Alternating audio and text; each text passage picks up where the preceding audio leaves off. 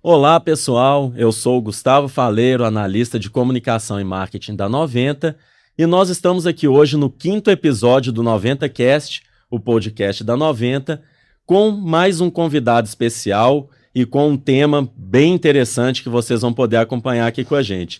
E hoje quem está me auxiliando aqui é o Iago Quedinal, participou com a gente aqui do último episódio.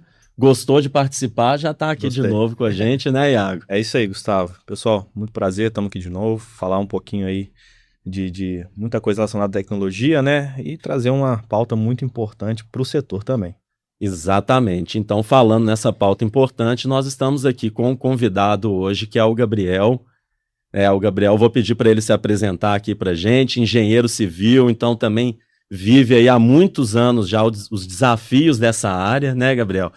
Passou pela 90, então tem uma ligação especial aqui também, né, com a 90, com a empresa, com o podcast. Então, uma apresentação breve, Gabriel, para o pessoal poder te conhecer. Olá, boa tarde a todos.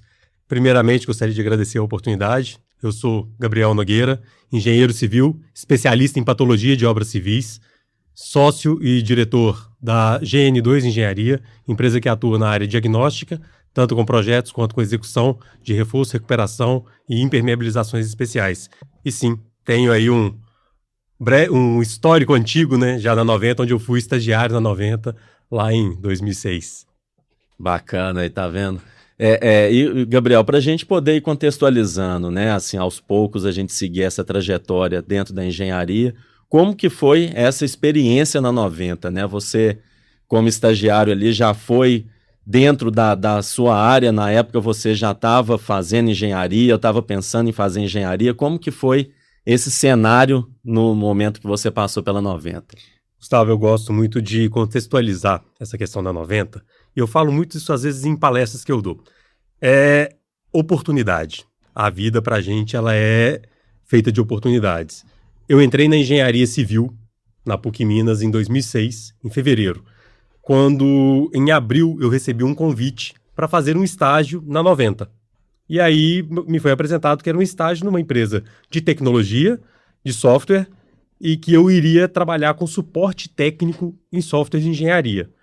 Mas assim, de imediato não é aquilo que você teoricamente imagina. Você fala, poxa, estou fazendo engenharia, eu quero obra, eu quero alguma coisa nesse sentido. Mas eu sempre gostei muito da área de computador.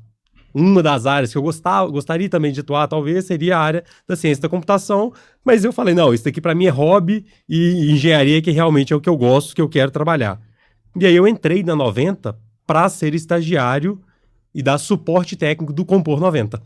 Então ali eu comecei a realmente a trabalhar, fiquei mais de um ano trabalhando na 90 e eu saí da 90 porque eu tinha feito um concurso público no CREA Minas, quando eu ainda estava no ensino médio. Eu passei, e aí nesse tempo, em 2007, quando eu estava na 90, eu fui chamado para assumir o cargo dentro do CREA. E aí eu falei assim, olha, é uma outra oportunidade, eu vou largar aqui e vou para esse concurso para poder entender também um pouco, porque eu sempre gostei também dessa parte legislativa, da parte profissional, e aí assumi o meu cargo dentro do CREA. E eu saio do CREA por causa da 90. Quando eu resolvi largar o concurso público, foi por causa da 90. E por que isso? Né, para contextualizar para vocês.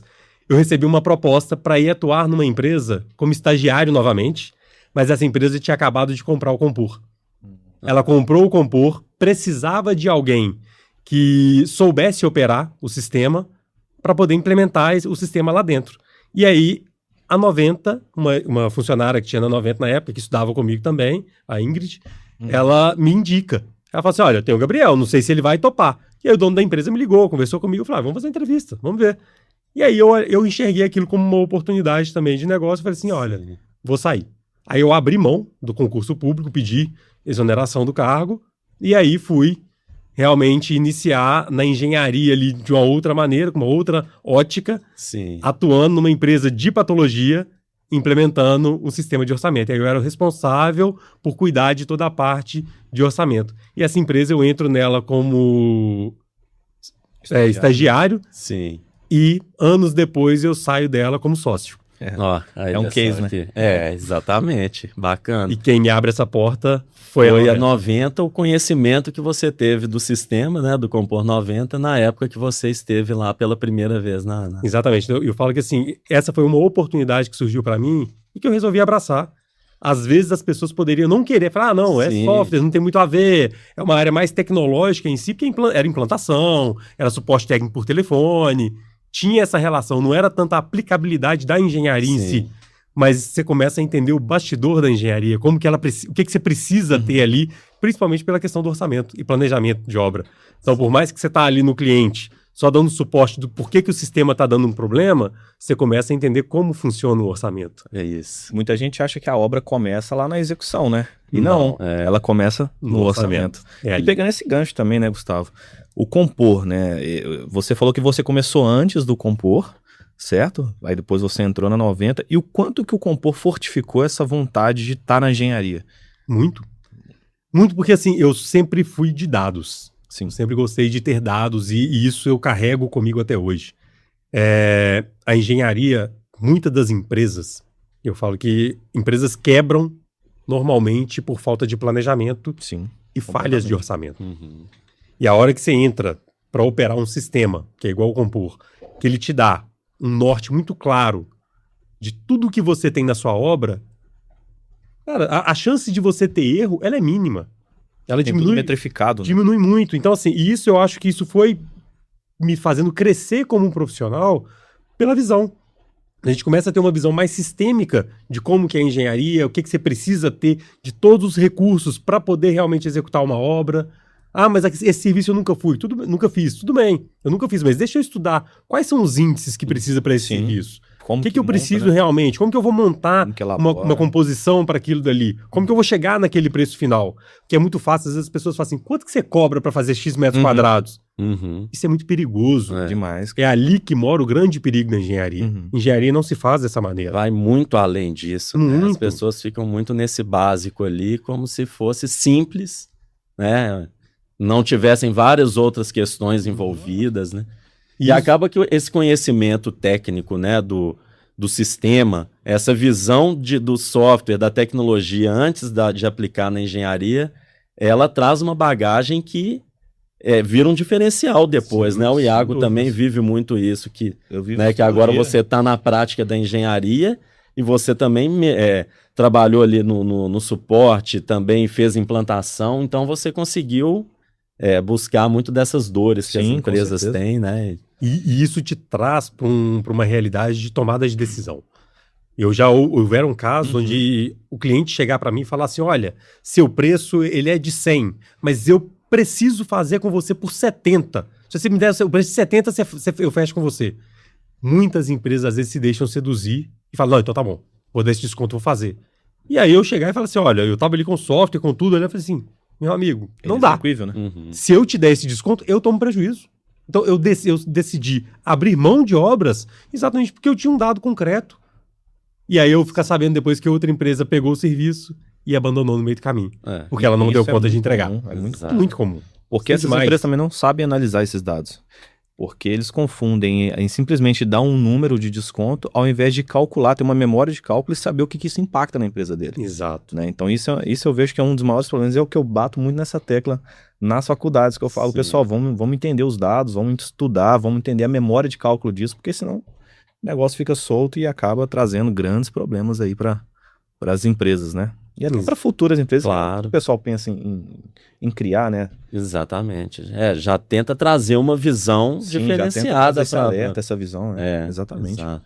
E Gabriel, nesse meio tempo aí, né? Você começou na 90 ali como estagiário, foi lá para o CREA no concurso que você, né, passou, ficou um tempo, e foi para essa empresa que você entrou como estagiário e depois permaneceu e saiu de lá até como sócio, né? Isso. E nesse meio tempo, tiveram outras atuações, você também foi para outras vertentes da engenharia, como que foi esse processo aí durante esse tempo?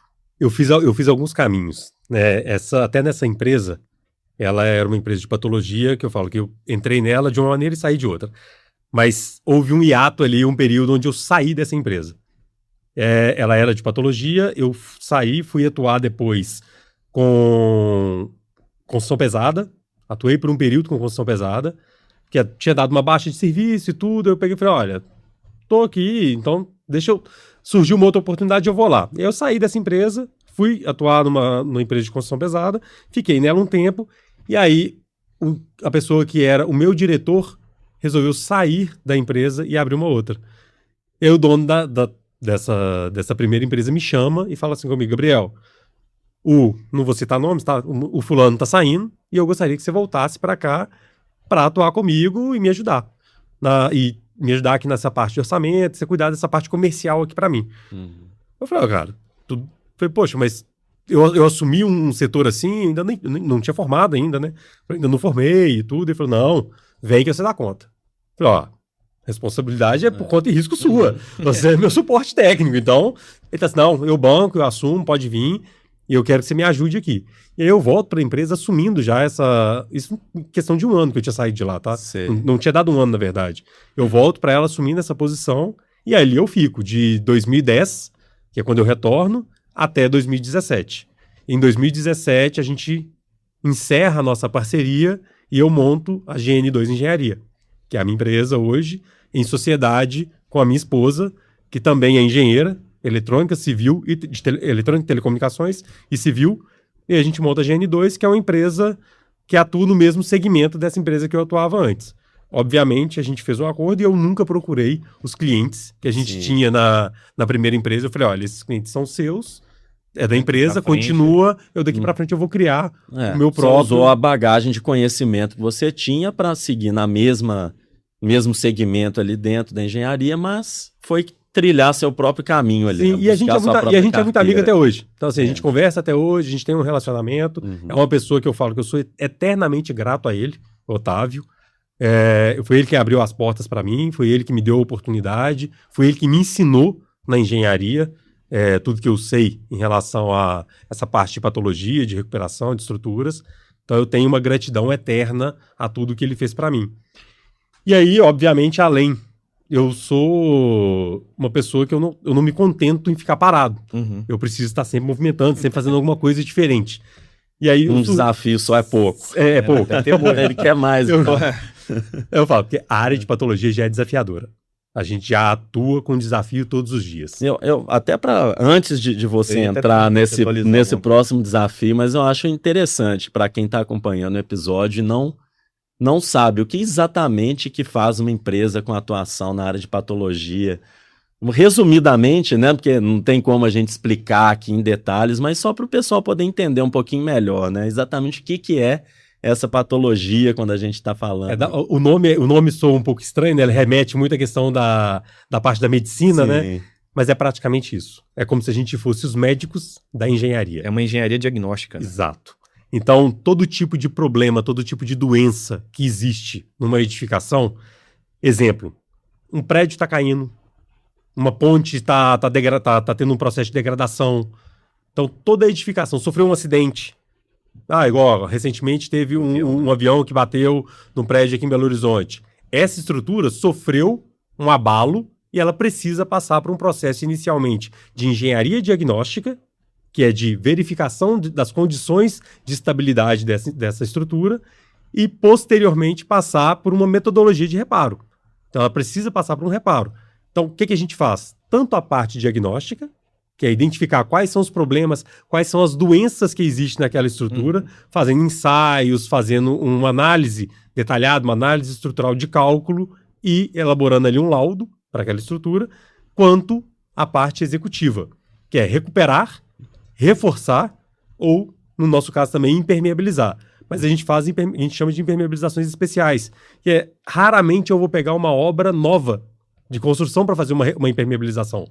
Mas quando aquela impermeabilização, aquela estrutura está apresentando infiltração, um problema que vai gerar ali uma corrosão de armadura, desplacamento no concreto, é por causa daquela impermeabilização, a gente entra fazendo aquele reparo da impermeabilização e depois o reparo da estrutura. Então são impermeabilizações mais especiais, com ações diferenciadas do que é convencional de se ver no mercado no dia a dia da construção.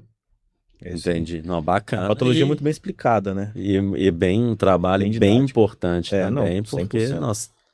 nós temos aí, né, diversas construções antigas e Muito.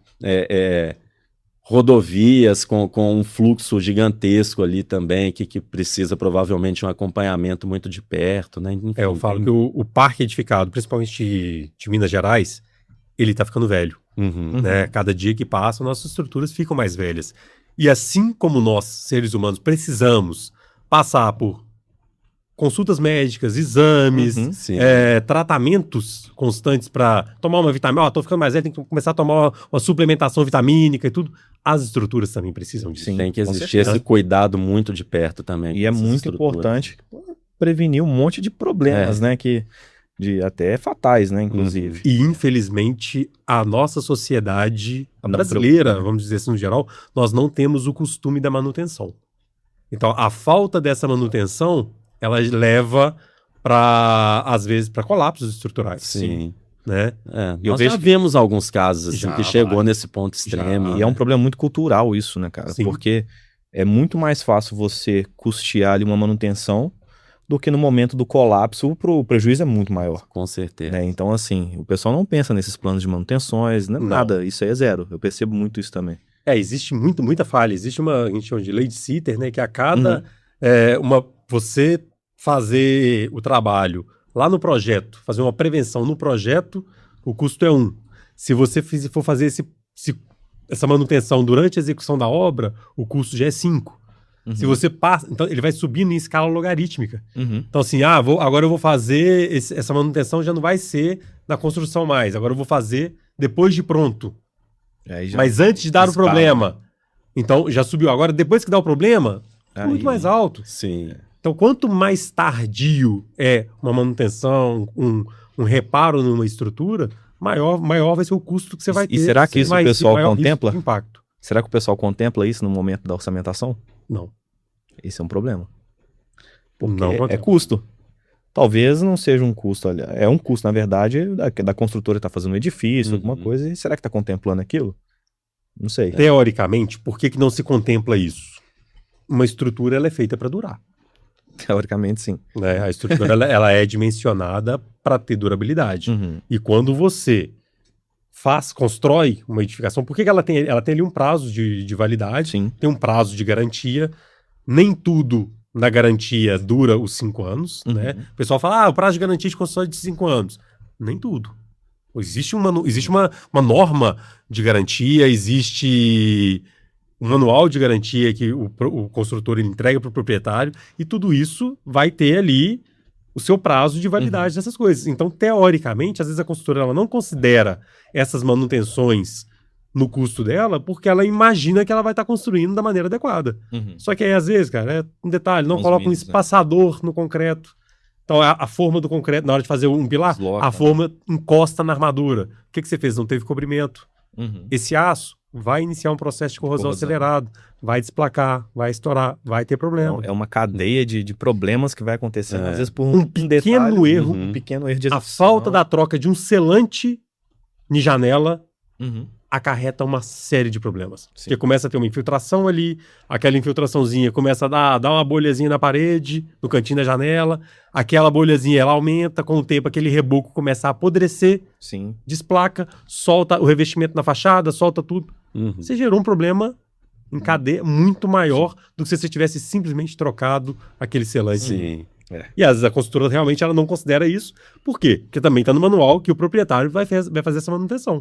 Uhum. E o proprietário, às vezes ele compra, ele sequer abre o manual para ler. Nem Assim como a gente não abre manual de carro. de nada. Você compra o seu carro, você abre o manual dele para ver? Não Você abre. até faz as manutenções. A gente até tem essa cultura de fazer a manutenção num carro, principalmente com um carro novo. Sim. Ó, vamos levar para revisão, vamos levar É. Mas abrir o manual e ler, Tem muito ninguém lê, detalhe ali que ninguém nunca ninguém vê. olha. Ninguém nunca vê. Se não tiver em vídeo, olhe lá. Mesmo assim, talvez. Escrito é muito difícil. Exato. Talvez nem assim. E, Gabriel, você até mencionou aí, né, que esse é um cenário meio problemático ainda no Brasil, mas você que já está nessa área, né, só com a GN2 já são quantos anos? Já são 8 anos. 8 Fazendo anos. 9 anos. E já teve uma experiência anterior também de vários anos nessa área. Você vê alguma evolução O Brasil caminhou, avançou nessa parte de prevenção, ou ainda está muito aquém? Como que você vê esse cenário aqui no Brasil? Com muita esperança. Eu vejo com muita esperança. E por que isso? No ano passado, depois eu te conto um pouco mais sobre isso, mas eu estava dentro do CREA, eu era conselheiro, e eu coordenei um comitê de inspeção predial, que é onde a gente trouxe uma proposta de um substituto. Existe na Assembleia Legislativa de Minas Gerais, tem uma lei que está tramitando, que é um projeto de lei, né, que está tramitando, que é sobre a obrigatoriedade da inspeção predial em Minas Gerais. E aí nós elaboramos um substitutivo para aquele projeto, que era um projeto que ele não tinha um olhar técnico. Então a gente trouxe esse olhar técnico para dentro da lei e apresentamos na Assembleia, numa audiência pública, inclusive, onde eu fui lá representando o comitê, levei para o debate esse tema, onde a gente está realmente tentando fazer com que todas as edificações em Minas Gerais, elas passam a ter ali a obrigatoriedade de uma inspeção predial. E a hora que eu trago essa inspeção predial, eu não me atrelo só a isso. Então, as edificações elas vão precisar passar por uma inspeção. Posterior à inspeção, se houver um plano de manutenção, aplicar o plano de manutenção. E a gente estendeu isso também para as obras de artes especiais, que são responsabilidades públicas, mas que também são deixadas de lado. Então, pontes, viadutos, passarelas. A gente vê vários acidentes acontecendo também por falta de manutenção disso. Sim. Então, a hora que a gente traz essa obrigatoriedade para dentro do Estado, eu obrigo o Estado também a começar a cumprir e a realmente executar esse tipo de manutenção, e aí eu dou segurança para a sociedade. Então a gente trabalhou muito nisso, essa lei está caminhando aqui em Minas, e paralelamente a isso, existe uma lei federal que também está andando. A lei federal, no meu ponto de vista particular, tá? Eu acho que a escrita dela não é adequada, mas é melhor ter do que não ter. Sim. Então, é melhor ter uma. Não é um avanço ideal, E mas é um avanço. fazer depois os mas- ajustes, né? Exato, é melhor você ter uma e depois você batalhar por ter uma melhoria, uma mudança dela, do que você Sim. tirar esse projeto e não ter nada. Então eu acho que é necessário, é algo que precisa ser feito, precisa ter esse olhar mais cuidadoso para as edificações, porque o nosso país está ficando velho, o nosso estado está ficando velho, Sim. as cidades velhas e sem manutenção. Sim. E isso daí tá cá, todos os dias a gente vê algum acidente acontecendo em algum lugar. É. Então a gente precisa dar realmente segurança para quem está morando. Isso é uma pauta muito importante até para o conhecimento da sociedade, É. porque o que a sociedade vê hoje? Vê uma empresa indo lá, executando a obra e indo embora. Ela não vê depois. Às vezes também porque o depois não acontece. É. E quando Exatamente. isso se torna obrigatório e um dever cumprimento do próprio Estado, né? Talvez a sociedade ela começa a mudar até a própria cultura em relação a isso, em ver que o pessoal está se preocupando em dar Sim. manutenção, e eles começam a trazer isso para dentro de casa, no sentido de, né, dos construtores, dos empreiteiros, levar isso como Exato. um processo interno também, né? Sim, eu acho que esse é até por isso que algumas perguntas que eu fiz puxando mais esse assunto é muito porque eu, com um olhar de fora da engenharia, vocês dois vivem a engenharia, Sim. você principalmente está nesse segmento, mas a visão de quem está de fora é muito essa. A gente tem a impressão, né, principalmente quando a gente fala aí das obras públicas, a impressão que a gente tem é que a manutenção ela só acontece quando já chegou no limite. Né? A gente não percebe algo sendo feito, por exemplo, para problema evitar é que chegar nesse ponto. Infelizmente, essa é a maioria. A gente não pode generalizar, obviamente, né? Tem muita empresa, tem muitos condomínios Uhum. que fazem ali as suas manutenções preventivas, mas a maioria não é assim. Infelizmente. A maioria das pessoas. Por quê? Na hora que você fala, vamos fazer uma manutenção preventiva, cara, pô, eu vou ter que gastar. Uhum. Esse é o problema. Eu vou ter que tirar dinheiro do bolso, Sempre vou ter que vem. sem necessidade. O pessoal mas- confunde muito gastar com investir na Exato. segurança. Uhum. São duas coisas completamente Olha diferentes. preço e não olha valor. Exatamente. Ter valor é muito diferente de preço. Muito, muito E diferente. assim, quanto custa uma vida? Não tem Aí tá a preço, pergunta sabe? que não quer, Não. Quanto custa uma vida? Independente da vida. Não tem preço, gente. não tem. E quantas vezes a gente vê casos que chegou nessa situação extrema de acontecer o acidente, você ter perda de vidas e depois aparecer, né, uma situação em que não foi feito reparo ou não foi feito alguma ação anterior por economia de Exato. gasto. Né? É a aquela visão. economia que não existe. É uma economia falsa. É. Não existe economia nesse sentido. Exatamente. Entendeu? Não, mas é legal, por isso que eu quis puxar um pouco mais do assunto. Então, é importante para todo mundo saber que tem muita coisa caminhando no momento, né? A gente ainda não pode falar que já está num cenário positivo, mas tem muita coisa em tramitação que possivelmente em breve a gente pode ter já um cenário mais perto do que é o ideal, né? Sim, é uma batalha, eu acho que é válida. E assim, se você conhece um deputado estadual, vai nele, cobra, pede para que eles dê o encaminhamento nesse projeto de lei que está na Assembleia de Minas Gerais. Porque a hora que isso acontece, é benefício para todo mundo. Por mais que é isso, né? Algumas pessoas vão enxergar aquilo ali como um gasto que vai ter e tudo. Não é gasto. É um investimento que você faz na sua segurança. Exatamente. Então, é vantajoso a gente realmente chegar e apertar ali aquele deputado, aquele político que a gente conhece, para que ele realmente dê andamento nisso. São pautas importantes que realmente vão trazer segurança e benefício para toda a sociedade. E existe algum canal, Gabriel, assim, que a gente consegue passar aqui para o pessoal que está assistindo o podcast para ter acesso a essa informação? Essas leis ou esses que estão em trâmite, por exemplo, para acompanhar? Aí é o próprio site da Assembleia Legislativa, né? Site, né? Então é isso, pessoal. O site da Assembleia tem. Esse projeto de lei, o PL 242 de 2019, você vê, desde 2019 ele está tramitando. E ele ficou parado até ano passado. Ano passado a gente abraçou. Agora que voltou a gente abraçou ele, peguei e falei assim: olha, trouxemos a deputada que era relatora para dentro do comitê.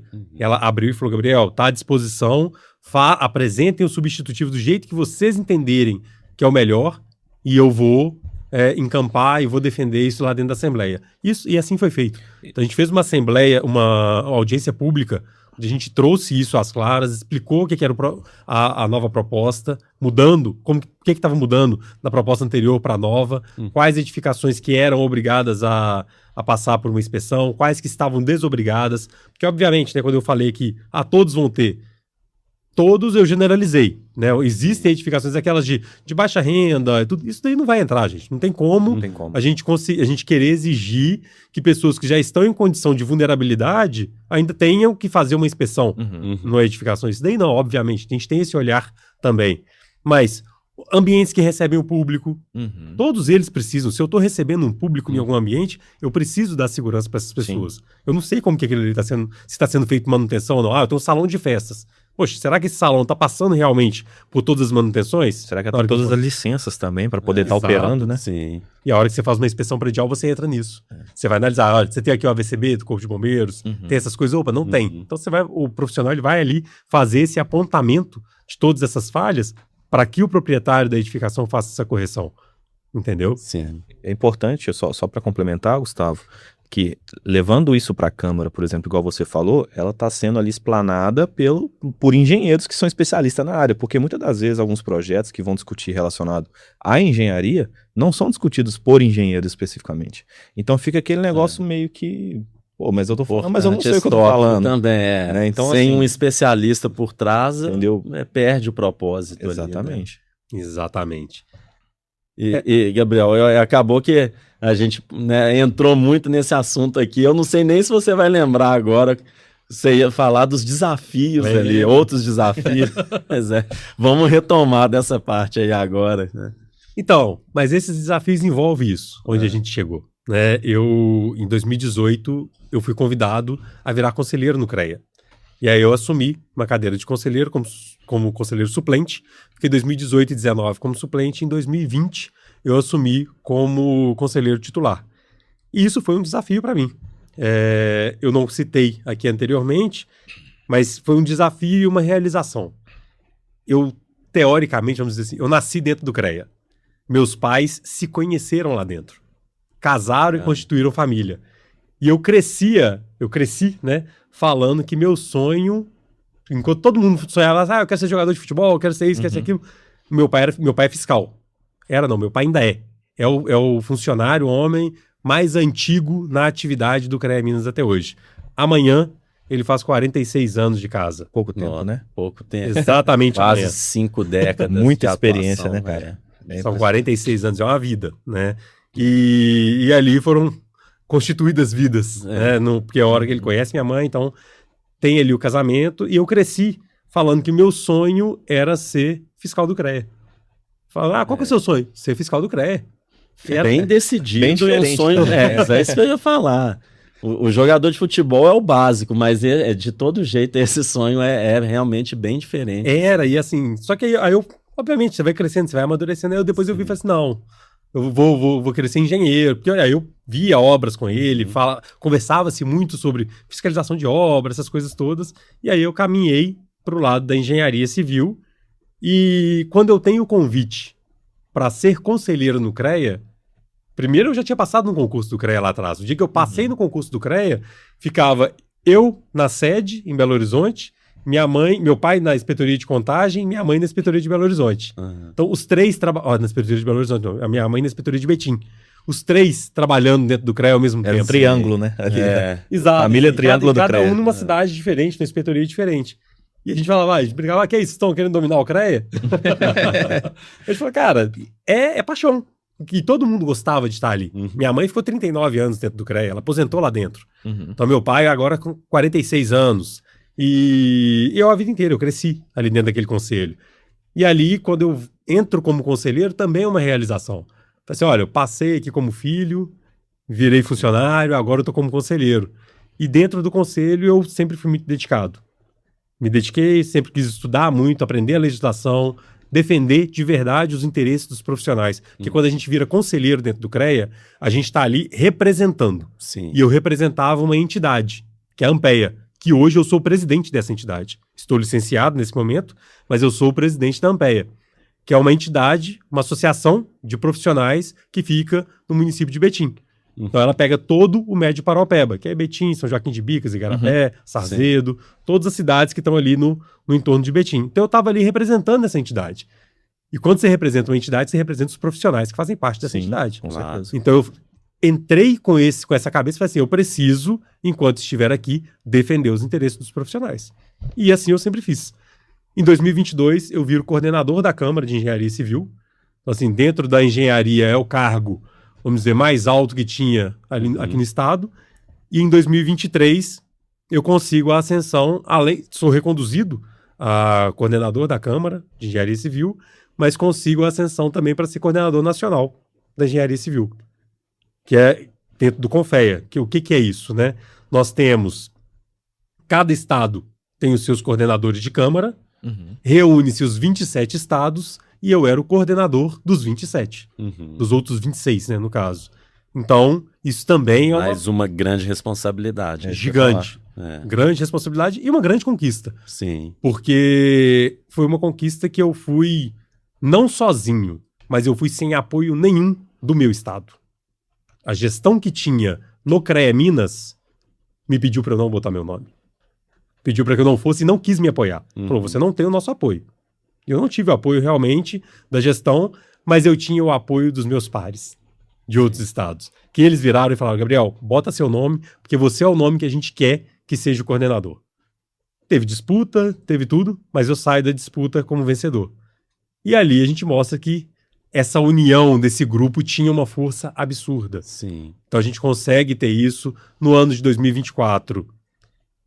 Quando eu viro diretor técnico de fiscalização em Minas Gerais, que aí também é uma outra realização. Virou chefe Aquele do pai. menino que queria ser fiscal vira o diretor da fiscalização. Virou chefe do pai dele. Virei. Então isso, assim, pra mim, teve esse valor simbólico, exatamente isso Não, que você isso falou. é maravilhoso, cara. Você tá E, doido? assim, foi uma realização pra mim, eu tenho certeza que meu pai se sentiu Muito muito orgulhoso. disso, e eu tentei fazer um trabalho completamente diferente de tudo que sempre foi feito. Eu tentei ser muito atuante, tive ali os meus dissabores, né? Acho que por tentar Que é natural ser, também, né? não deveria ser. Não deveria, né? Nesse sentido, não deveria ser. Porque foi dissabor no sentido de que eu estava tentando atuar.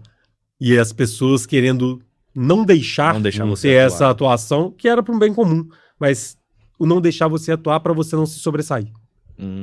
Então, Isso é muito complicado. Você É quer um melhorar as é um corte de coisas vaidade. e é um corte não por vaidade. consegue por vaidade. Exato, a vaidade de outras pessoas Sim. não deixa ter ali o crescimento, que às vezes seria conjunto. Não seria um crescimento Seria individual. Todo mundo seria beneficiado. Exato. Exato. o benefício é pra Crescimento todos. de É pra todos, né? E ali a gente tem que É. pensar que quando a gente está dentro do conselho, eu não estou ali defendendo os interesses do Gabriel. Sim. Eu tenho que estar ali defendendo os interesses de uma classe profissional. Sim, exatamente. Nós somos mais de 220 mil profissionais em Minas Gerais hoje. Então, 220 mil profissionais precisam ser representados. Eu não posso representar 5, 10 mil profissionais que é o meu grupo. Uhum. Eu preciso representar todos, entendeu? Então, eu sempre busquei isso. Uhum. E ali, em 2024, eu tive essa oportunidade de estar nessa diretoria. Tentei atuar da melhor forma possível. Acho que entreguei o meu melhor na medida do possível. Poderia ter entregue muito mais, mas o que estava disponível, o que estava possível, eu entreguei. E em 2025, eu virei coordenador do Comitê de Inspeção Predial, onde a gente também fez um trabalho magnífico, uma proposta de lei extremamente robusta, bem estruturada, que é exemplo para qualquer estado, qualquer município que quiser pegar essa proposta de lei. Ela está disponível. Nós iniciamos com uma intenção de ter uma proposta de lei estadual. Nós expandimos, criei uma minuta. É uma minuta no caso, né? Uma minuta estadual, uma minuta federal e uma minuta municipal. Onde o estado, o município ou até a federação, se quiser pegar essa minuta, é só pegar e implantar. Ela está clara, está objetiva. Um ciclo objetivo, né? Sim, ela tem o que fiscalizar, como fiscalizar, quem fiscalizar, na ausência, na falha da fiscalização, como vai ter a autuação. Sim. Porque você tem que ter mecanismos de fiscalização numa lei. Não adianta eu ter a lei se eu não tenho mecanismo de como fiscalizar ela e o que fazer, né? No caso de uma falha. Tá, tô te fiscalizando, mas e aí? Você não cumpriu, o que eu faço? Na lei não fala. Uhum. Se a lei não fala, você não faz nada. Sim. Se você não faz nada, essa lacuna lei lá. nenhuma é aplicada. Uhum. Exato. Lei nenhuma é aplicada fica se não exatamente essa tiver lacuna, mecanismo de fiscalização. Vai ficar. E aí a gente buscou exatamente evitar todo esse trabalho. Trouxe um direcionamento completo, já Claro abrangendo e tudo. objetivo para tudo. Então, qualquer dos 853 municípios de Minas Gerais, quem quiser pegar, o vereador que estiver nos assistindo, quiser pegar essa proposta de lei e levar para o seu município, ela está pronta. É só pegar no CREA Minas, que ela vai estar lá disponibilizada. Se o CREA não quiser disponibilizar, pode me procurar, que eu entrego, que eu tenho ela completamente escrita e estruturada para todo mundo. Maravilha, né? Bacana. Maravilha. É, Uma contribuição, né? Muito Claro. grande aí para. Nessa trajetória e várias contribuições já, né? E, Gabriel, assim, falando mais especificamente sobre o CREA agora, né? Até para quem, igual a gente fez com o caso, né, da atuação de uma empresa de patologia, para quem, né, não conhece a fundo, né? Eu acho que o CREA é uma instituição que a grande maioria das pessoas, mesmo quem não é da engenharia, quem está de fora, já viu o nome em algum momento, já ouviu falar. Mas assim, o que deveria ser ou qual que é a atuação do CREA? Né? Qual que é o papel principal assim do CREA? O CREA é um órgão regulador e fiscalizador da engenharia. Tá? Ele tem como função principal fiscalização. Só que ele é visto... Como que o CREA acaba sendo visto pelo mercado, no geral? Como órgão de fiscalização e arrecadação. Isso é muito ruim. Uhum. Isso é muito ruim para o conselho, isso é muito ruim para a classe profissional, porque esse não é o objetivo único do sistema.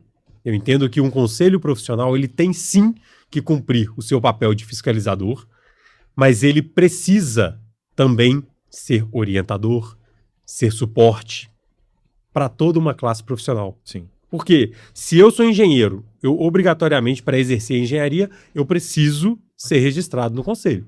Do contrário, eu sou bacharel em engenharia, eu não sou engenheiro. Quem me dá o título de engenheiro é o CREA. É o CREA. Uhum. Mas se eu enxergo esse órgão somente como punidor, como punitivo, eu vou me afastar dele.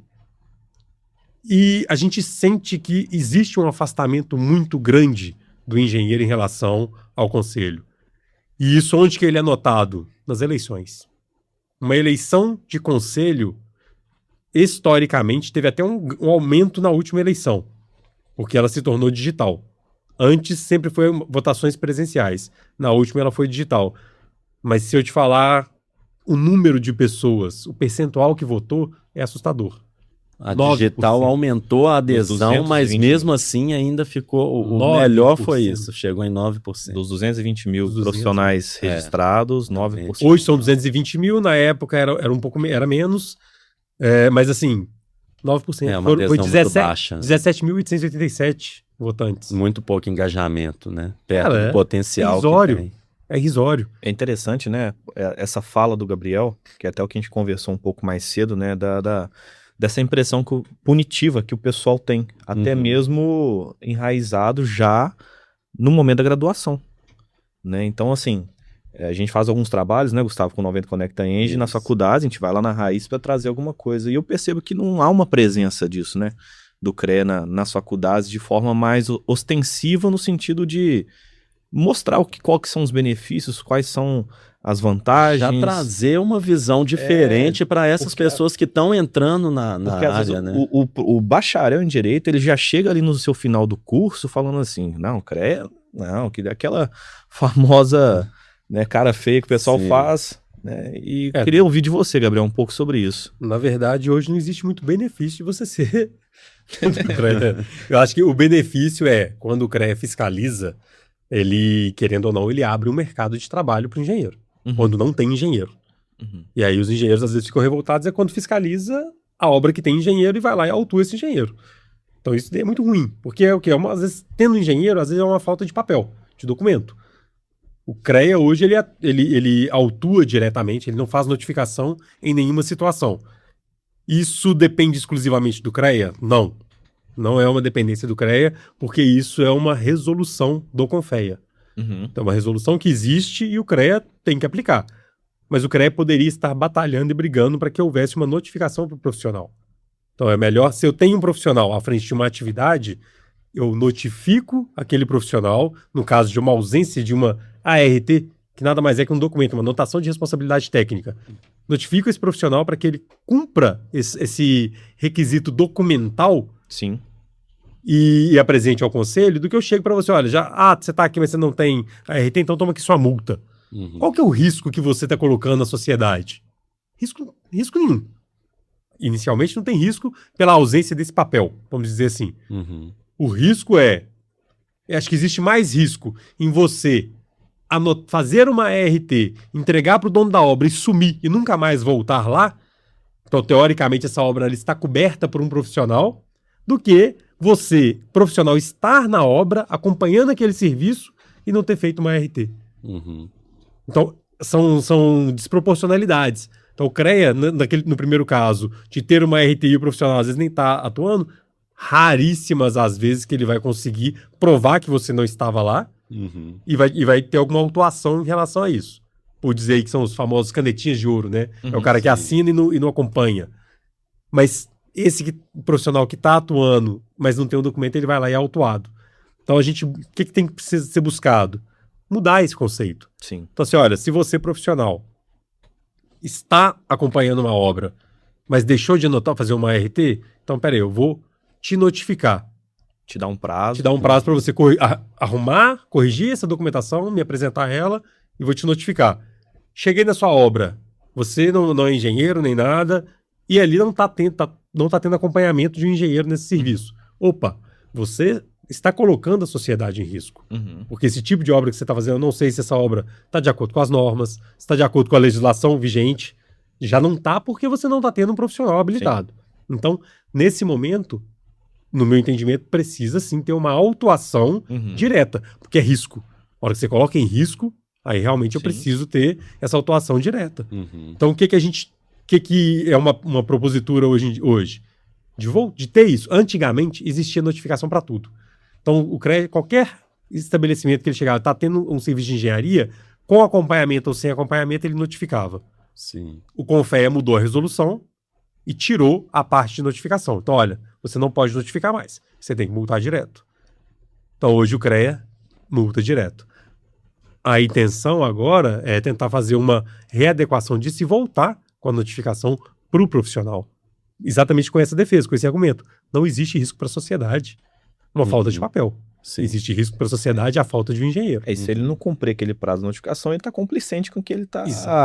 Aí vira uma autuação. Que aí ele tá nem aí, e se tiver algum risco para a sociedade, para ele é indiferente, né? Então aí realmente ele tem que ser autuado. Ele está se declarando como diferente. Ele está juntando provas contra ele mesmo, né?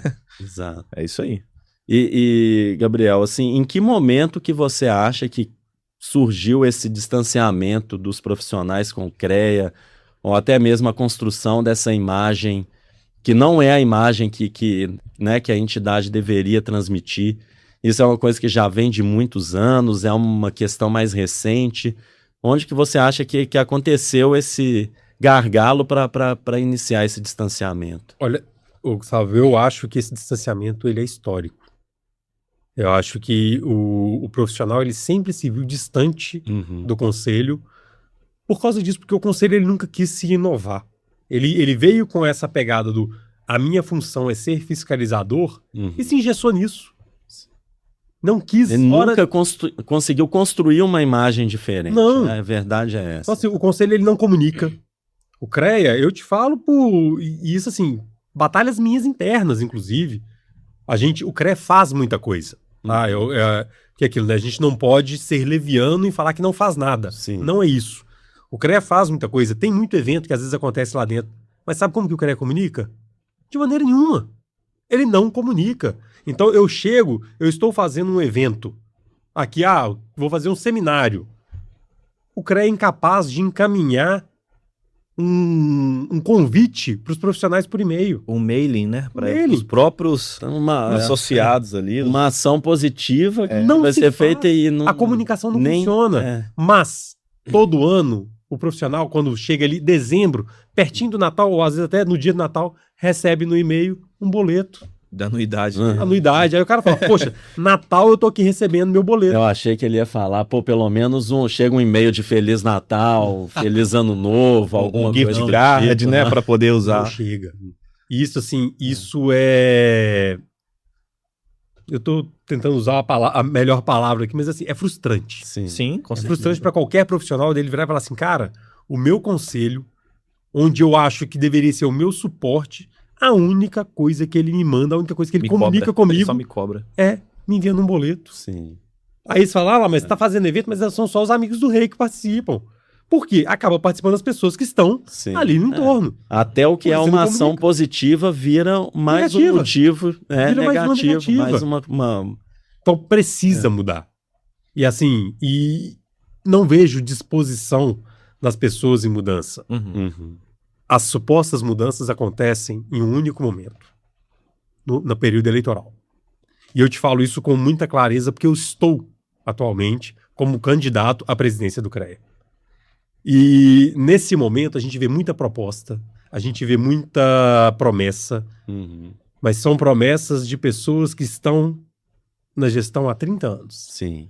Que estão ali há 30 anos, caminhando, lado a lado, mesmo grupo, do mesmo jeito. Fica difícil Promete. confiar que realmente Não é vai confiável. acontecer alguma coisa. Existem né? promessas, mas as ações mesmo de mudança não acontecem. Sim. São muito diferentes. Na hora da ação é tudo muito diferente. Aos amigos do rei, tudo. Uhum. Isso sim. Quem tá próximo, e é amigo, eu tenho várias benéfices. Sim. Agora, quem não é, quem não tá, meu amigo, Aí é um problema. Agora vem uma pergunta, né, Iago? Porque, assim, as motivações você já acabou falando um pouco, né? Mas o que te levou a querer assumir um desafio tão grande, né? Concorrer à presidência do CREA. Uma responsabilidade. É uma responsabilidade e um desafio, porque é uma tentativa de mudar um cenário que você mesmo citou, que é histórico. Então, de onde partiu essa motivação de encarar esse desafio? de berço. Eu nasci ali dentro. Essa ligação desde sempre com o Ele não CREA. conhece o CREA de ontem, né? Eu nasci ali dentro. Eu cresci ali dentro. Eu tenho o CREA enraizado na minha história. Não é uma coisa que surgiu hoje, ontem. Uhum. Não. É uma história que é aquilo, né? Eu cresci vendo meu pai ali dentro. Nas mesas de café da manhã, de almoço e de jantar na minha casa, se falava de CREA. Então, desde que eu me entendo por gente, eu escuto a palavra CREA, CREA, CREA todos os dias. E ali foi onde surgiu, onde teve todas as oportunidades que eu tive na vida. Foi graças ao CREA que eu tive tudo. Porque foi dali que veio o sustento da minha casa. Foi ali que veio todo o meu suporte, né? Dos meus pais terem condição de me dar boa alimentação, me dar educação, me dar ensinamentos, me dar uma base. Então eu tenho essa gratidão, eu tenho esse dever a cumprir com o conselho, e eu nunca fui o tipo de pessoa que gostasse de pensar somente em mim. Eu não penso só em mim. Eu acho que se eu conseguir fazer pela minha classe, eu estou dentro dela. Se eu faço um conselho melhor e busco uma engenharia melhor, eu melhoro para mim, para você, para todos. Se eu buscar melhorar só para mim, um dia isso pode acabar. Então assim, eu tô dentro do CREA, então eu vou buscar aqui trazer benefício para mim. Pessoal, beleza, é passageiro. Você não é, você está. Então enquanto eu estou, ótimo. E a hora que acabar? Como é que vai ser? Então se eu entrar e fizer o melhor para um coletivo, esse coletivo eu estou dentro dele. Sim. Se eu entrar e fizer o melhor para mim, a hora que acabar, o coletivo continua do mesmo jeito que ele está hoje. E aí eu volto pro coletivo e eu também não tenho nada. Sim. Então isso me motiva. E aí eu tenho essa gratidão, eu tenho esse amor pelo conselho desde lá de trás. E isso só foi aumentando. Cada lugar que eu passava, cada lugar que eu pisava, eu sempre fui referência. Inclusive, na época de faculdade, os meus amigos falavam, Gabriel, você que sabe alguma coisa de CREA, o pessoal lá na empresa está com um problema assim, me ajuda a resolver. Então, desde novo. Vira um ponto de referência mesmo. Sempre fui. E quando eu atuei no CREA, coincidentemente, eu trabalhei dentro da ouvidoria. O que eu escutava? Problema todo tipo de reclamação, Era só problema. reclamação. Todos os dias. Todos os dias. Então, eu escutava os profissionais indo lá reclamar, querendo matar. Tinha gente que entrava lá e falava assim, parecia que a pessoa queria me pegar pelo pescoço. Eu falei, calma que não fiz nada. Tô aqui pra te ajudar. Eu sou a pessoa que tá aqui pra te ajudar. Seu problema. E aí eu tentei a vida inteira ser esse solucionador, buscar resolver problemas. E aí é com isso que eu atuo, né? A engenharia diagnóstica é exatamente o que também? Resolver problemas. Os problemas e resolvê-los. Exato. Identificar e trazer a melhor solução para aquilo dali. Então, eu tenho isso na minha carreira profissional e por esse motivo eu falei assim, olha, é o melhor lugar para eu poder tentar atuar. A posição que eu consigo realmente mudar o conselho é pela presidência. Como conselheiro, deu para melhorar algumas coisas? Melhorei. Coisas relevantes no estado de Minas Gerais hoje são graças a movimentos que eu encampei, que eu busquei fazer. Posso te dar um exemplo aqui, né, rápido. Placa de obra. Placa de obra, você não é engenheiro, Gustavo, mas assim, os engenheiros, principalmente os civis, que executam obras, sofreram a vida inteira demais com autuação por falta de placa de obra. A Lei 5.194, que é a lei que fala sobre a atuação profissional do engenheiro, ela prevê, no artigo 16 dela, que toda obra e serviço de engenharia precisa ter placa fixada, contendo o nome do responsável pelo projeto, pela sua execução, com os dados. Eu não vou lembrar a íntegra do artigo aqui agora, mas ela tem essa obrigatoriedade na lei. Só que essa lei ela é de 66. E ela, logo depois que teve essa lei, em 1977, teve uma nova lei que instituiu a ART, que é a Anotação de Responsabilidade Técnica, que é o documento que fala realmente quem é o responsável por uma atividade. Então, assim, a lei de 66, ela trouxe a placa de obra exatamente para quê? Para tentar dar a publicidade de quem é o responsável por essa atividade, porque não existia ART, tá? Só que como que o CREA sempre trabalhou? 99% das fiscalizações de placa de obra era de obra de construção civil. Tanto que a gente fala placa de obra, mas não é só isso, é placa de obras e serviços. Ou seja, se você atua na área da agronomia, você é obrigado a ter uma placa. Se você atua com agrimensura, é obrigado a ter a placa. Química, todos os serviços, né, e atividades que estão dentro do CREA, obrigatoriamente deveria ter uma placa mostrando o seu responsável. E aí eu era coordenador da Câmara da Engenharia Civil, e eu trouxe o debate do seguinte, falei, peraí, gente, vamos lá. O engenheiro civil que executa a obra, ele está sendo penalizado. Mais de 90%, 99% das multas que tem aqui dentro do CREA são em cima do engenheiro civil executor de obra. Agora, eu que faço um laudo, não me ia cobrar da placa. Por quê?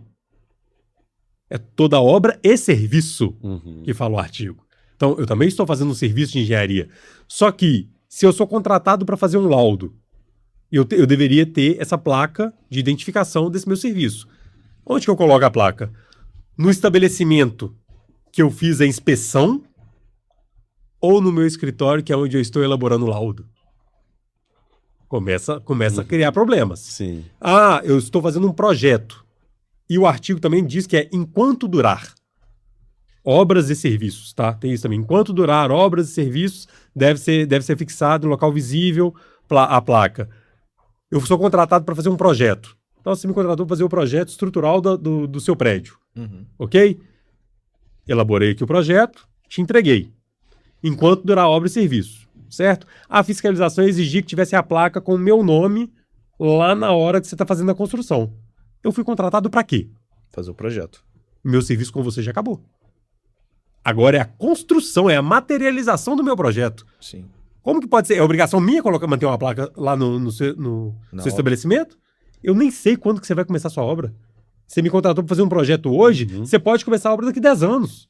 Como que eu vou ter esse controle? E a obrigação era minha. Fica uma incógnita muito grande nisso aí, né? São várias incógnitas. E aí eu falava, um agrimensor, ele precisa fazer um levantamento topográfico num terreno de 100 hectares. Onde que é o começo, onde que é o meio, onde que é o fim desse terreno? Onde que eu vou deixar visível Onde que ele vai pôr a placa? Nas costas? Ó, bota a placa nas costas, um letreiro e sai fazendo o levantamento.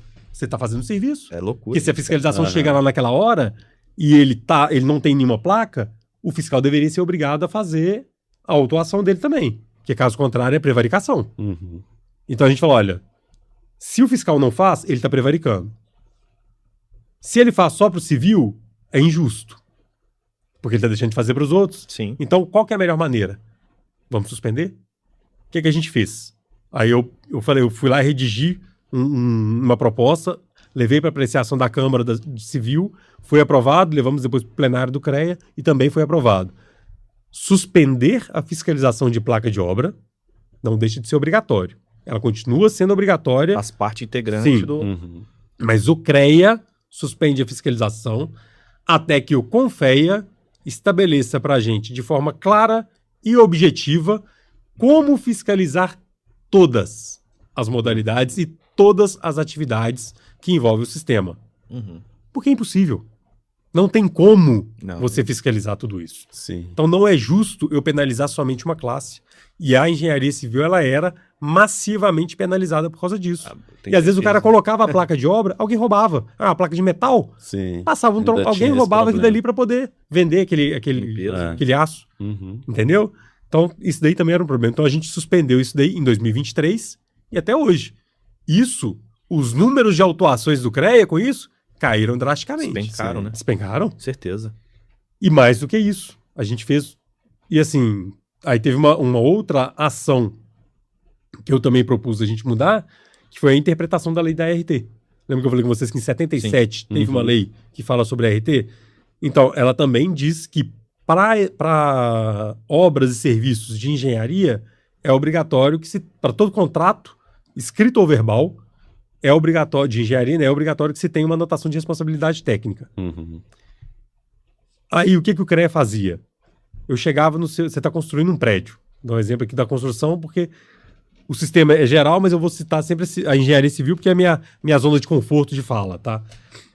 Eu estou construindo aqui um prédio e eu contratei o Iago para fazer o projeto elétrico, hidráulico, estrutural e o arquitetônico. Então, esses projetos o Iago vai fazer para mim.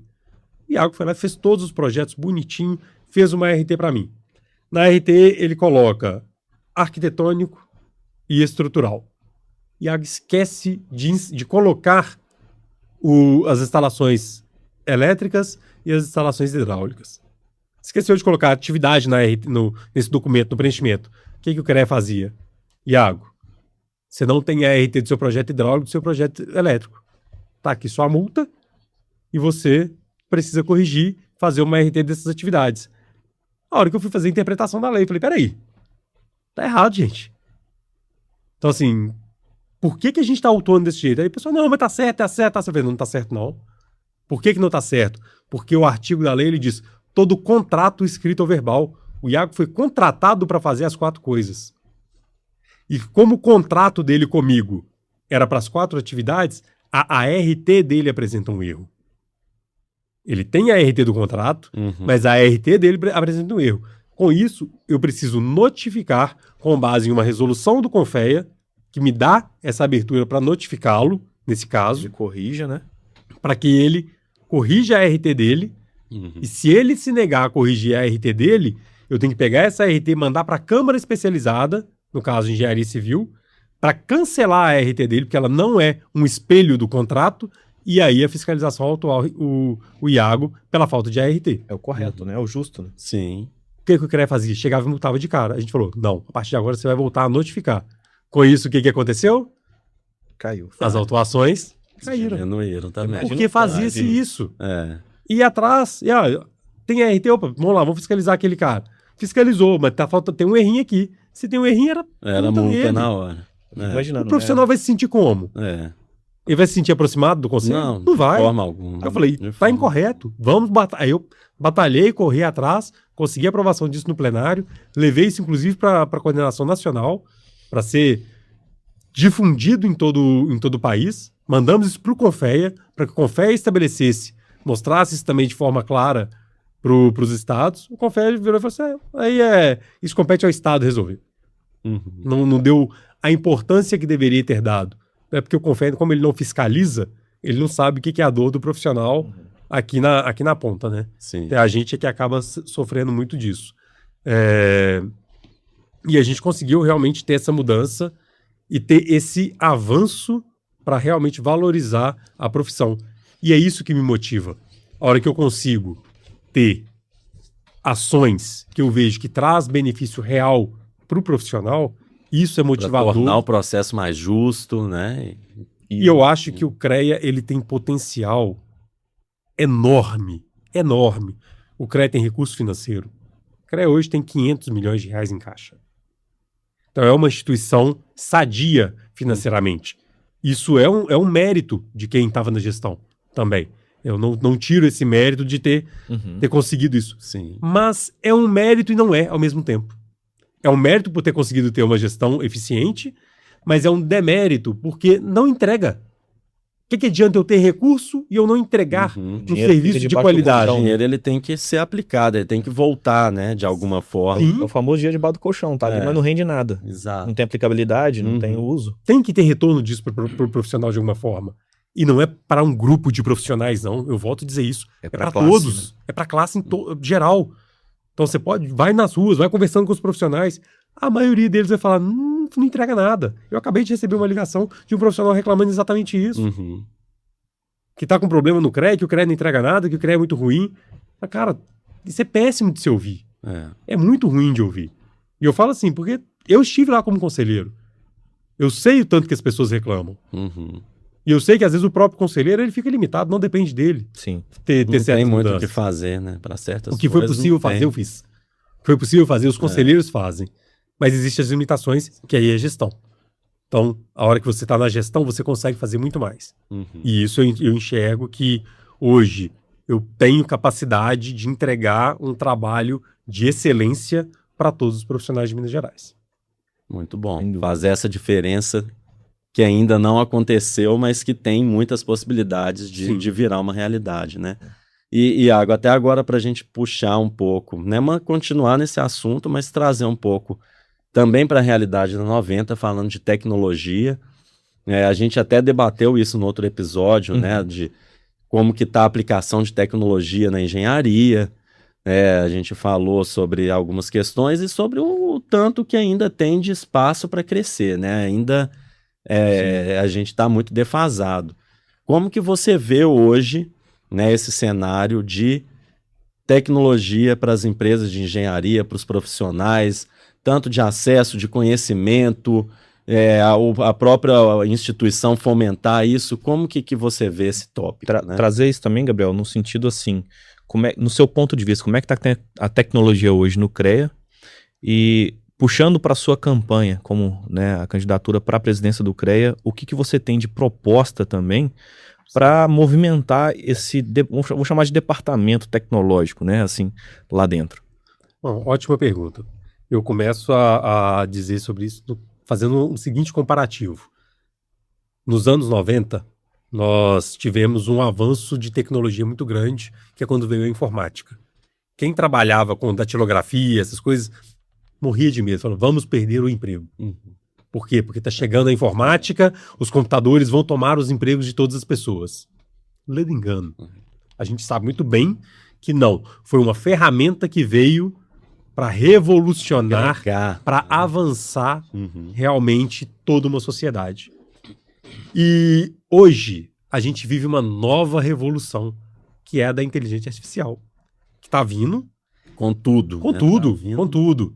Eu acho que muitas pessoas às vezes se apegam à inteligência artificial somente para fazer imagem, para fazer videozinho, e não é somente isso, né? A gente ter a IA, ela te auxilia em N coisas hoje. Ela é um facilitador. Abre um leque gigantesco de possibilidades. Né? Sim, ela é um facilitador da sua atividade. Entendeu? Então, o que a gente busca? O que precisa ser? O que eu entendo hoje como que o mercado vai fazer? Ele vai se atualizar, ele vai agregar essas inteligências artificiais no seu dia a dia e vai ter um avanço. Coisas que eu demorava um mês para fazer, uma semana para fazer, eu vou fazer em um dia. Ou menos, né? Ou menos. Então, assim, você começa a ter celeridade, apesar de a gente já estar vivendo num mundo muito acelerado, né? Sim. Isso também é preocupante no ponto de vista de saúde. Acho que ter o mundo acelerado demais também tem um lado preocupante, mas ter essa questão da inteligência artificial, da tecnologia a nosso favor, ela também nos dá qualidade de vida. Porque o tempo que eu gastaria uma semana para fazer, eu faço em alguns minutos. Exato. Opa, é sinal que eu consigo ter mais qualidade de vida para estar ali com a minha família, com tudo. E aí você me pergunta em relação ao conselho. Como que eu enxergo o conselho? Cara, a engenharia é a mãe da tecnologia. O CREA é a casa da tecnologia.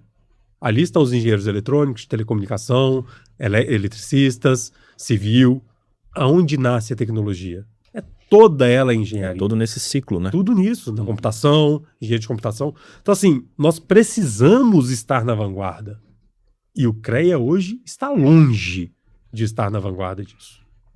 Temos um sistema informatizado, que traz algumas atualizações para o mercado, sim, mas está muito aquém daquilo que pode, daquilo que deve entregar.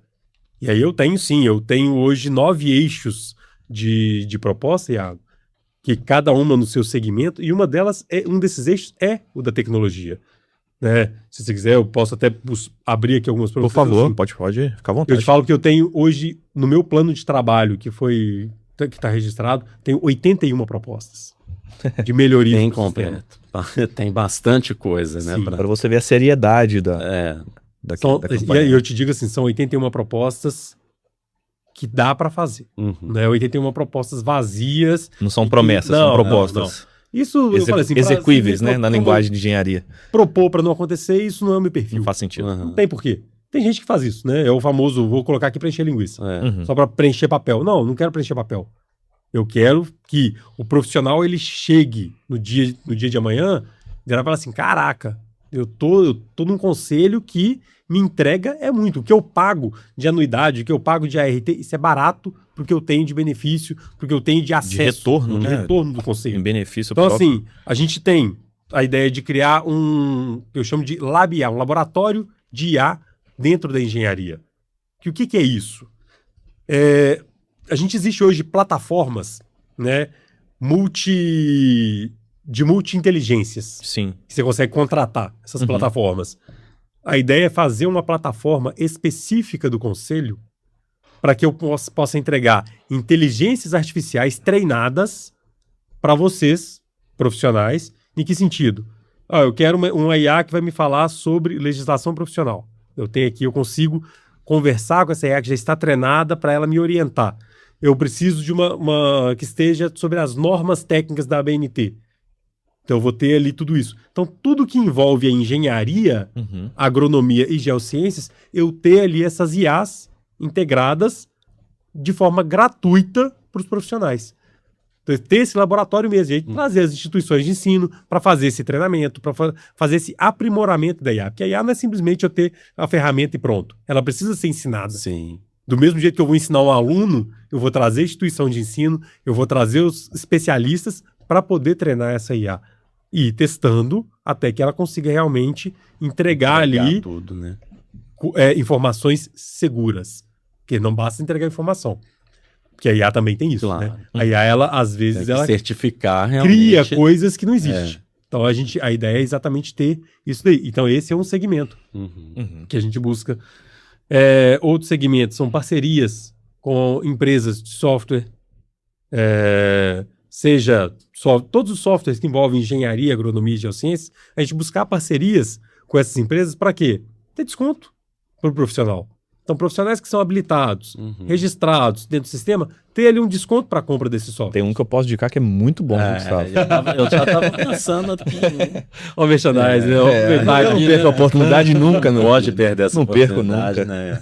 Mas eu enxergo isso como uma oportunidade. Não, com certeza. Eu Você acho leva que muito isso é benefício necessário. agregado nisso. Então, assim, é o que eu chamo de clube de benefícios da Sim. engenharia.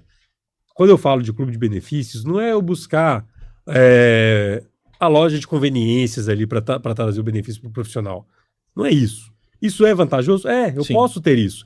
Mas eu preciso ser focado em engenharia. Exatamente. Você quer levar como benefício ferramentas úteis para esses profissionais, coisas que eles vão poder usar no dia a dia profissional deles. Exato. Né? Você quer comprar um Essa- trator lá para sua fazenda? Cara, tá aqui, ó, a gente tem um convênio com a empresa X para poder trazer aqui, você vai ter um desconto ali na compra desse equipamento. Uhum.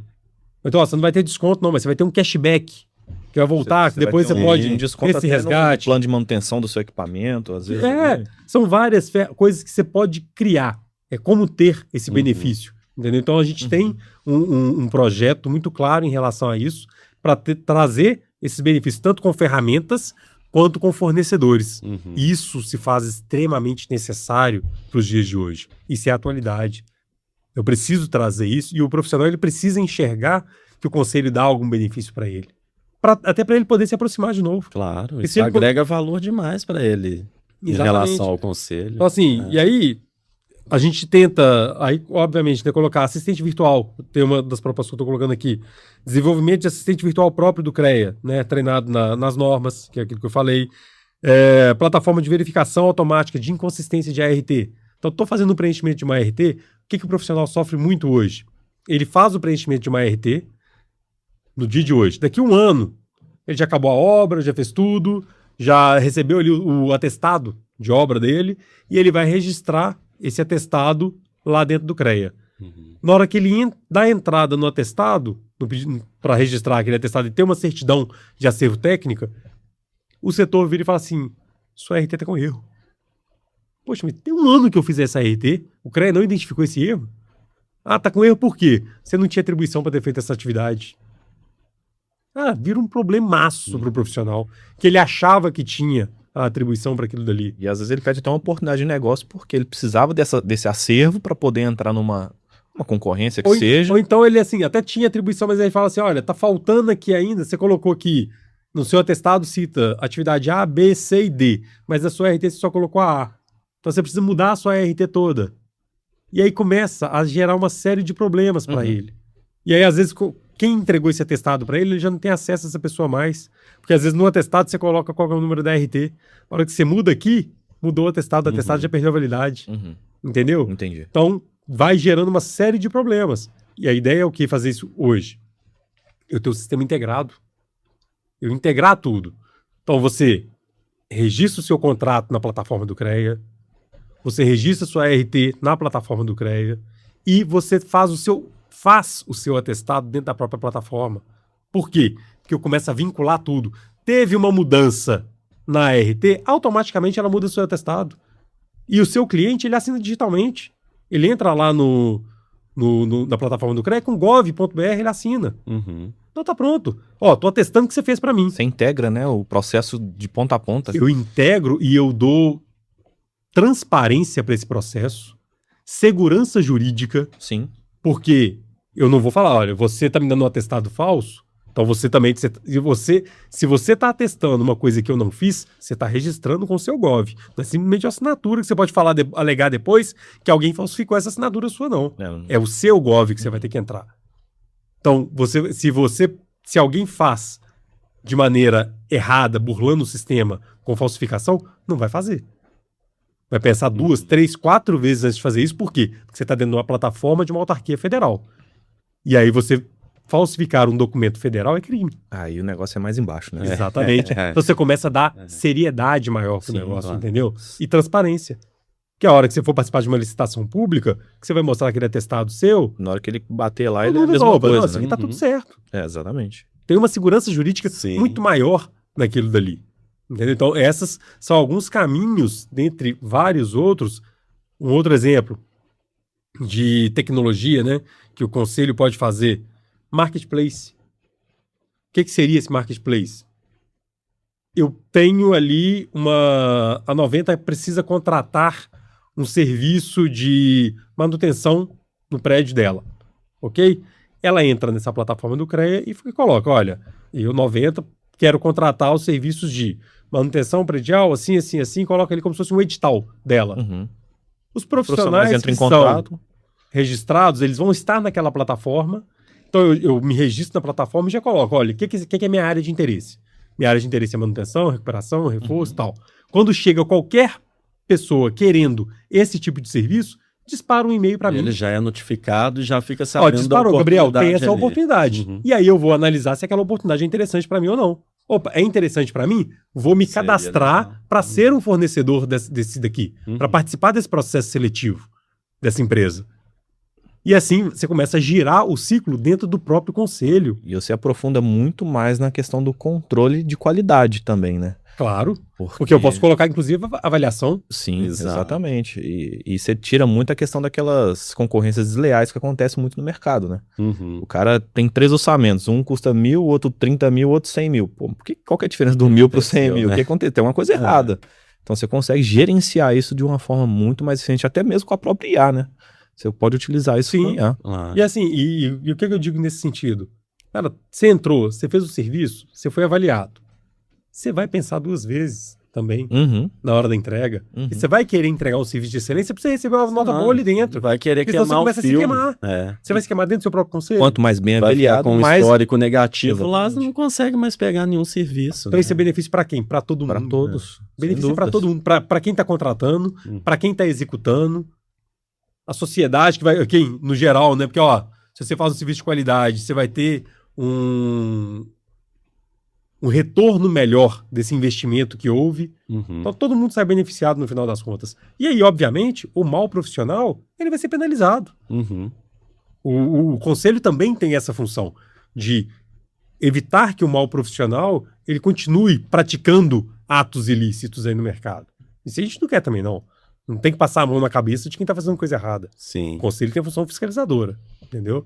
Então esses são alguns das diversas propostas que dá para a gente elencar aqui para vocês. Eu quero puxar até um gancho, Gustavo.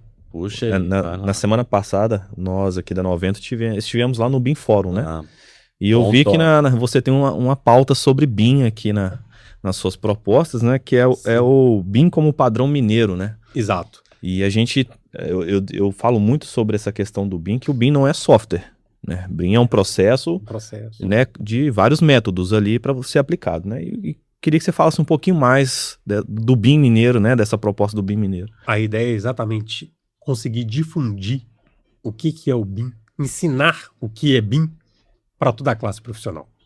Hoje a classe ainda está muito distante Uhum. do BIM. Se você olhar, a maioria não sabe o que é. Alguns acham que é exatamente isso, é um software. Ah, o software de BIM. Não, filho, é uma ferramenta de Exatamente. integração de diversas... Interoperabilidade, né? Das diversas ferramentas que existem. Exatamente. Mas ele é uma ferramenta que você vai conseguir, mas não é um software específico. Uhum. É a integração de várias modalidades ali dentro de um projeto, onde você consegue ter a materialização daquele projeto ali virtualmente. Então você consegue identificar todas as falhas possíveis. E aí, o que é a nossa ideia? Ter um treinamento de BIM para todos os profissionais, de forma gratuita. Uhum. Dentro do CREA, dentro da plataforma dele. Então, assim, BIM ser padrão em Minas Gerais. Por isso que a gente chama, né? BIM como padrão mineiro. Sim. É exatamente essa a ideia. Eu achei Para que excelente todo essa- profissional tenha o conhecimento à sua disposição. E olha, eu quero aprender BIM? Tá aqui. Entra lá, aprenda como que você vai ter a aplicação de BIM na sua atividade profissional. Porque aí Minas Gerais começa a se tornar referência nesse segmento. Sim, exatamente. Seria incrível. E Iago, até legal, já que você puxou né, esse gancho, eu acho que vale a pena também você comentar resumidamente, né, assim, como que foi o evento, as percepções que você teve, né? O Iago, ele foi representando a 90 junto com outros profissionais da equipe, né? Mas aí dá até um panorama pra gente, porque é o principal evento, né, de BIM do país. Então, o que você viu lá? O que você achou interessante?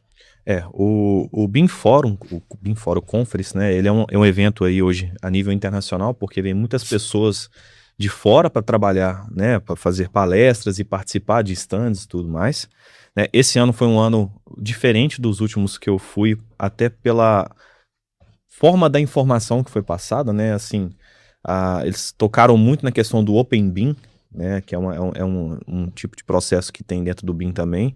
Foi um evento, assim, muito bom, que engrandece muito o cenário brasileiro, né, a gente vê um avanço muito grande, principalmente a gente tem algumas obras de exemplo lá em São Paulo, por exemplo, a linha 2 do metrô, ela está sendo toda feita em BIM, então assim, e eles mostraram isso muito bem, diversas empresas, as suas aplicabilidades do BIM no processo construtivo, mas não só na execução, né, desde a sua concepção da ideia até de fato a execução.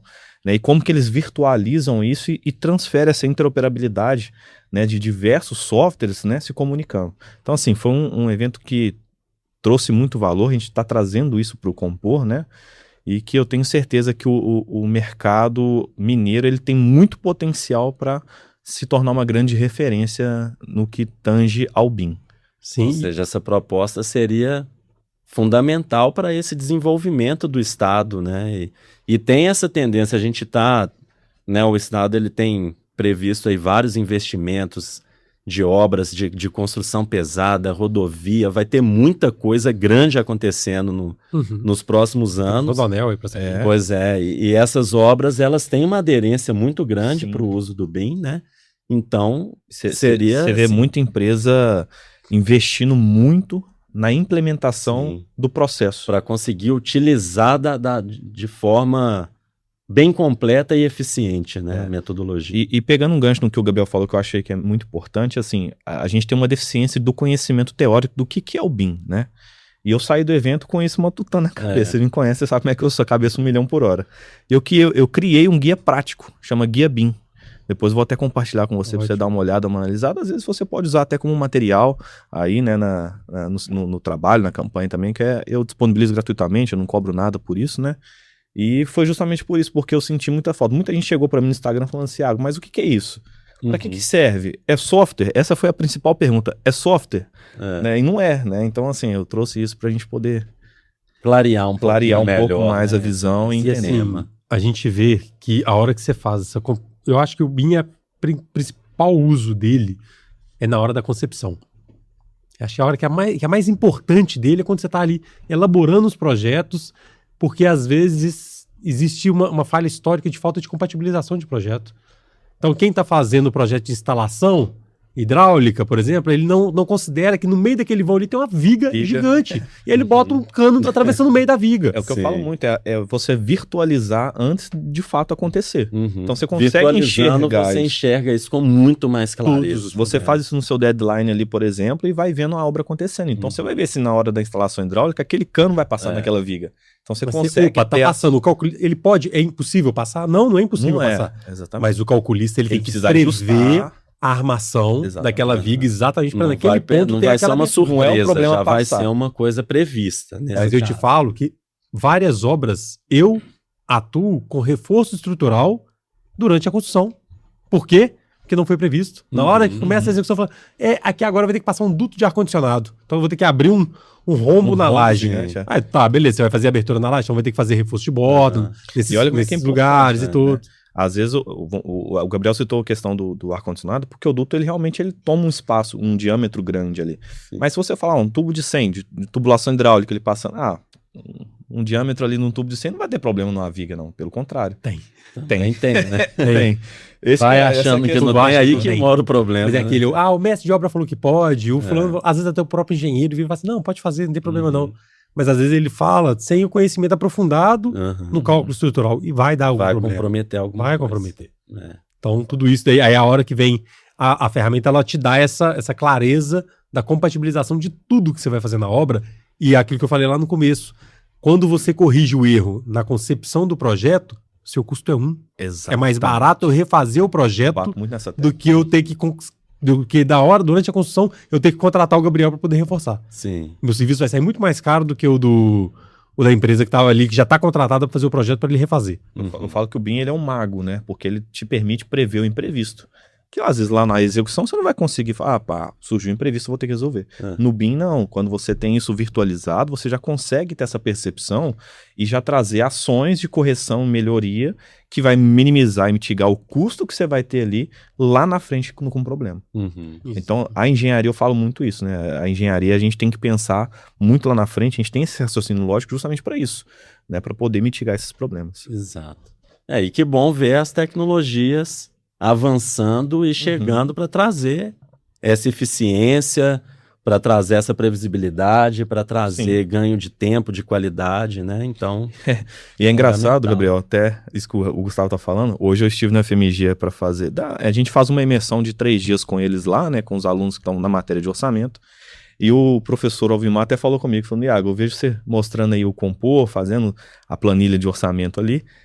E antigamente era um papel, cara, o pessoal escrevia, tinha nas linhas tudo certinho, e um erro tinha que voltar, isso ia para o pessoal que fazia, escrevia naquelas máquinas de escrever, né, fala, bicho, como é que a tecnologia hoje ajuda muito o engenheiro? Nossa, é impressionante. É outra coisa. Impressionante. E aí, mas assim, às vezes a sociedade tem medo da tecnologia.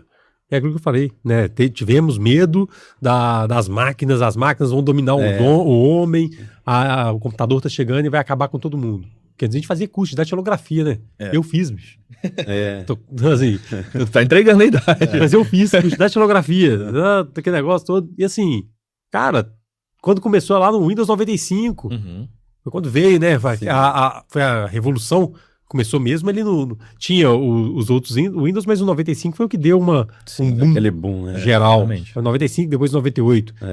Mas assim, e tinha esse medo. E a gente vê que agregar, não é muito pra enxergar dessa forma, né? Agregar, aproximar com essa tecnologia. Usar com consciência também. Claro. Né? Eu falo muito isso, porque o pessoal fala assim, a inteligência ela é um auxiliar, é um agente, é um colaborador muito importante. Desde que você use o raciocínio para identificar, saber analisar, né? E a tomada de decisão tem que ser sua. Não pode ser, né? Então, exato. É o que a gente está falando. Ela está vindo para agregar, ela não está vindo para fazer o papel completo do engenheiro, do profissional, né? Gabriel, a gente está chegando já na reta final aqui do nosso programa, né? Desse episódio. Tem muito tema, a gente ainda poderia conversar sobre várias coisas aqui, mas o tempo é limitado, né? Então, para a gente poder encerrar, eu queria que você deixasse uma mensagem final, né? Você que está nesse processo agora aí, falta aí mais 1 mês, 2 meses, um mês e meio, né? Para a eleição. Então, deixa uma mensagem final aí das suas expectativas, o que você espera poder contribuir tanto com esse segmento, né? Com os profissionais, com a classe. Como é que o pessoal também faz para acessar as suas propostas? Deixa essa... né? Passa suas redes sociais também, que é importante para acompanhar. Exatamente. Isso, que aí todo mundo já fica sabendo, pode acompanhar as propostas, acompanhar como que vai ser depois, né? A eleição, se tem uma forma de outras pessoas acompanharem. Eu acho que começa dizendo que todo processo democrático de direito, ele precisa ter a participação massiva da sociedade. E nesse caso do Conselho, essa sociedade que deve participar são os engenheiros, agrônomos e geocientistas. E a gente não pode deixar que uma minoria tome as decisões por nós. Então eu digo para que todos os profissionais procurem saber, conheçam os candidatos. Não necessariamente estou falando para conhecer somente o Gabriel, mas conheça todos os candidatos, veja quais são as propostas que estão sendo colocadas na mesa, analise aquele que você vai ter melhor aderência e faça a votação. Não deixe que outra pessoa tome a decisão por você. E, obviamente, eu acho que o melhor candidato sou eu. Sem dúvida. Isso eu não vou deixar de dizer. Mas tem propostas muito claras e objetivas de benefício real. Eu entendo que o conselho deve servir ao profissional e não o contrário. Então, a gente vem com a proposta de renovação, de ruptura com tudo que já existiu. Então, a gente fala muito isso. Renovação, ruptura de verdade. Então, esse é um lema que eu carrego realmente nessa campanha. Quem quiser conhecer sobre os nossos projetos, é só entrar no nosso site gabrielnogueira.eng.br. Instagram, eng.gabrielnogueira. Lá a gente está apresentando todas as propostas, tem todo o nosso plano de trabalho detalhado, aberto, a história de quem é o Gabriel, tudo isso que eu contei aqui está lá escrito também. Então eu acho que todo profissional que realmente quer o bem da engenharia tem que caminhar conosco. A gente vai deixar também, né, Gustavo, na descrição do vídeo. Isso, os vai links, ficar né? na descrição do vídeo, nos cortes que a gente liberar também, depois nas redes sociais da 90. Faz até ali algumas publicações compartilhadas, né? Então o pessoal vai ter acesso, vai ficar fácil de ver os perfis e tudo mais. E é legal, né, Iago, assim, que o nosso público, né, em grande parte, os clientes, né, eles são de engenharia. Então é legal a gente tentar trazer esse engajamento do pessoal da engenharia, como o Gabriel falou, para conhecer, porque se boas propostas, né, elas forem aplicadas, né, elas acontecerem, vai ser benefício para todo mundo. Para todos os eu falo assim, profissionais eu conheço o Gabriel já tem quantos anos, Gabriel? Que você me conhece também? Olha, foi Muitos bons anos, né? Foi por aí, 2006. Exatamente. Foi quando eu conheci seu irmão. Exatamente. Então, assim, eu tinha 2006, eu acho que eu tava com 15 anos, cara. Então tem muito tempo. Não vamos falar a idade não, que é complicado, né? Mas assim, eu conheço o Gabriel, eu sei, né, do trabalho que ele faz, eu acompanho ele há muito tempo, né? Eu acompanho as propostas que ele tem trazido pra gente aqui da classe e eu tenho certeza que todas são tangíveis, são todas execuíveis, né? Igual ele falou. E a gente, dentro do nosso ciclo ali, trazer esse engajamento para as pessoas, né, participarem e conhecer mais também dessa campanha, né, do Gabriel e também, claro, votar, né, a favor aí de uma melhoria, de uma mudança real aí para a classe. Claro. Você me perguntou em relação à votação, como que ela acontece. Isso. Toda a votação ela vai acontecer de forma online. O site ainda não foi publicado pelo Conselho Federal, que é o CONFEA. Ele não publicou qual vai ser o site real da votação esse ano, mas vai vir de forma oficial.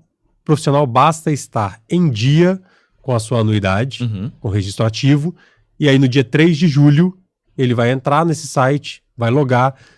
Normalmente esse login ou ele acontece com o usuário e senha que ele vai receber no seu e-mail que está cadastrado no site do CREA, ou ele consegue fazer o login com o gov.br. Fez o login, faz a escolha pelo candidato dele, vai estar lá, Gabriel Nogueira, só selecionar e votar. É isso aí. Bacana, excelente. Então, Gabriel, a gente agradece muito sua participação. Obrigado pela presença aqui no 90Cast. Boa sorte no processo, né? E, Iago, também agradecer pela segunda participação. Quer deixar uma mensagem final aí para... Só agradecer mais uma vez, Gabriel, né, a sua presença aqui. É um assunto que se deixar a gente não para de falar, porque é muita coisa, são 81 propostas. Teria muito tópico aqui ainda pra gente puxar. Exatamente, então assim, é trazer mesmo essa união da classe para uma melhoria, para uma mudança, né, e deixar para vocês também, pessoal, acompanhe as redes sociais da 90, siga lá o Instagram, se inscreva aqui no canal, né? Aqui embaixo vai estar também todos os links do Gabriel para você conhecer, acompanhar melhor. E agradecer mais uma vez o 90 por estar participando aqui desse projeto que é sensacional. Maravilha. Então é isso, pessoal. Agradeço todo mundo que acompanhou aí o nosso 5º episódio, né? Depois sigam aí, como o Iago falou, os nossos canais, as nossas redes sociais, porque além do episódio completo, vão ter os cortes, a gente vai trazendo outras informações. E vocês já estão convidados também a seguir acompanhando o 90Cast. Em breve a gente terá aí novos episódios, trazendo outros convidados e mais temas. Então é isso, muito obrigado a todos. Até mais, pessoal.